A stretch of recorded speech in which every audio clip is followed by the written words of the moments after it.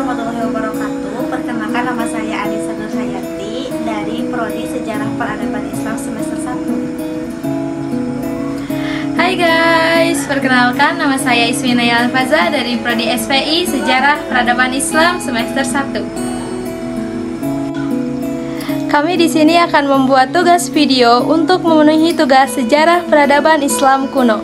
Kami akan menjelaskan tentang sejarah kerajaan Mataram kuno di Indonesia. Selamat menyaksikan. Mataram kuno, kerajaan makmur dengan peradaban maju di Jawa. Kerajaan Mataram kuno atau sering disebut dengan Kerajaan Medang adalah kerajaan Talaksokrasi yang berdiri di Jawa Tengah pada abad ke-8, kemudian berpindah ke Jawa Timur pada abad ke-10 Masehi. Kerajaan ini didirikan oleh Sanjaya dan dipimpin serta diperintah oleh bangsa Sailendra dan warga Isyana. Berdasarkan sejarahnya, penduduk kerajaan ini sangat bergantung pada pertanian agraris, terutama pertanian padi yang kemudian juga diuntungkan oleh perdagangan maritim. Menurut sumber asing dan temuan arkeologis, kerajaan ini berpenduduk cukup makmur, di mana masyarakatnya memiliki budaya yang berkembang dengan baik disertai tingkat kemajuan teknologi dan peradaban yang halus. Kerajaan Mataram kuno dikenal sebagai negeri pembangun candi. Di antara candi terkenal yang dibangun pada era Mataram kuno adalah Kalasan, Sewu, Borobudur, dan Prambanan. Lokasi kerajaan Mataram kuno disebutkan dalam prasasti Canggal yang mendokumentasikan Dekri Sanjaya, di mana ia menyatakan dirinya sebagai penguasa universal Medang. Para sejarawan mengidentifikasikan nama lokasi ini sebagai Mataram, nama geografis bersejarah untuk menyatakan dataran Kewu yang berada dalam wilayah administratif Jawa Tengah dan daerah istimewa Yogyakarta. Penyebutan bersejarah, nama Mataram tidak disamakan dengan kota Mataram yang terletak di Pulau Lombok, ibu kota Provinsi Nusa Tenggara Barat. Dahulu sebelum berdiri kota Mataram di Nusa Tenggara Barat, pernah berdiri sebuah monarki bernama Kerajaan Cakranegara yang ditaklukkan oleh Kerajaan Karangasem dari Bali pada awal abad ke-19. Hal itu kemudian menjadi kota Mataram dinamai setelah Kerajaan Mataram di Jawa. Karena itu merupakan praktik umum bagi orang Bali untuk memberi nama pemukiman mereka yang sama setelah peninggalan Majapahit.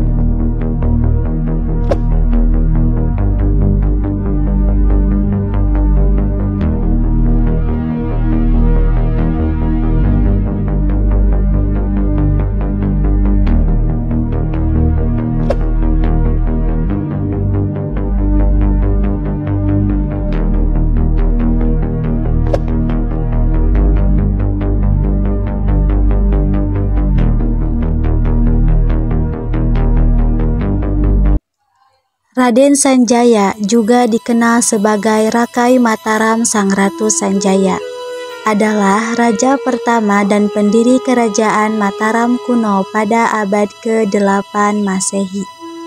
Di Jawa Tengah, ia memerintah antara tahun 732 hingga tahun 760 Masehi.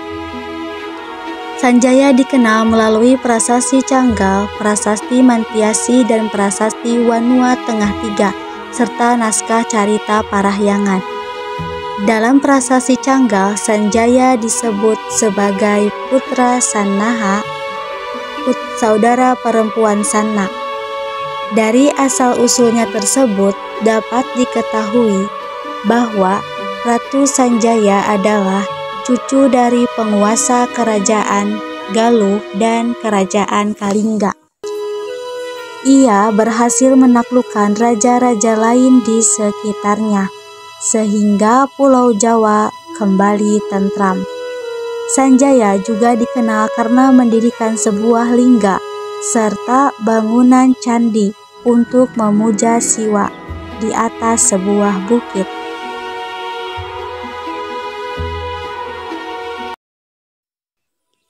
Para raja yang berkuasa di kerajaan Mataram kuno Islam yaitu 1.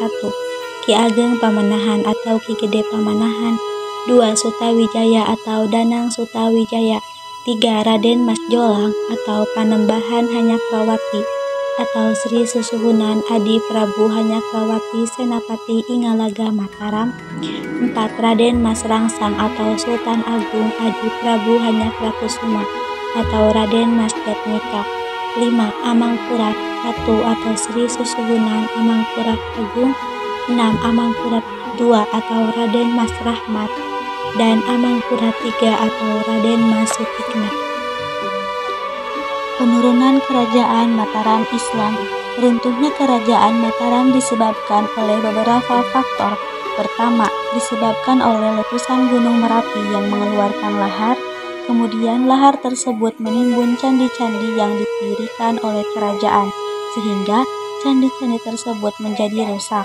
Kedua, runtuhnya kerajaan Mataram disebabkan oleh krisis politik yang terjadi tahun 927 sampai 929 Masehi. Ketiga, runtuhnya kerajaan dan perpindahan letak kerajaan dikarenakan pertimbangan ekonomi. Amangkurat I memiliki 2 orang permaisuri.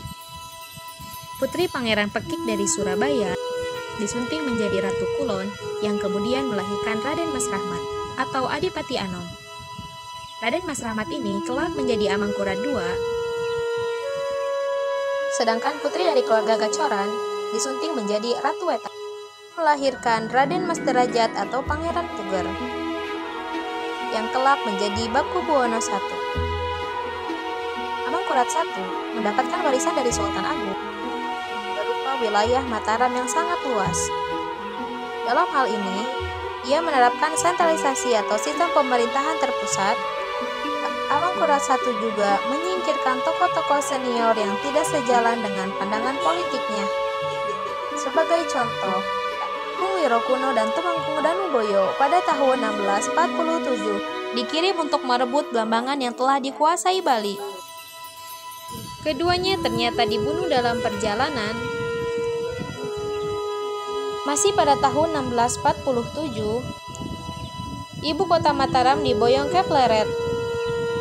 Keraton baru ini lebih banyak dibangun dari batu bata, bertolak belakang dengan keraton lama yang digertak yang hanya terbuat dari kayu. Perpindahan keraton tersebut diwarnai pemberontakan Raden Mas Alit atau Pangeran Tanukoyo Adi. Amangkurat I yang juga menentang pembunuhan tokoh-tokoh senior. Pemberontakan ini mendapat dukungan dari para ulama, namun kemudian berakhir dengan kematian Raden Mas Alit. Amangkurat I kini bersih tegang menghadapi para ulama. Mereka semua termasuk anggota keluarganya. Sekian video dari kami. Terima kasih yang telah menonton dari awal sampai akhir. Mohon maaf apabila ada kesalahan dan keliruan dalam video kami. See you in the next video. Bye-bye.